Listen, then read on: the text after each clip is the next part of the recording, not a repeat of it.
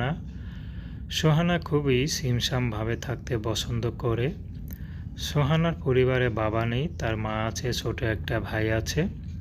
তো সোহানার বিয়ে হয়নি, কারণ তার বাবা নেই, তো ইনকাম করার তেমন লোক নেই। মা যা ইনকাম করে তাতে দিয়ে কোনো মতে সংসার চলে।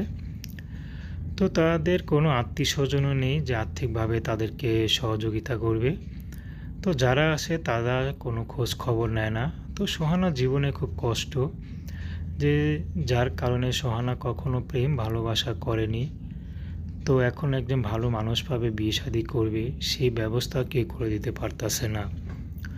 তাই সোহানা বাধ্য হয়ে এখন ইউটিউবে এসেছে।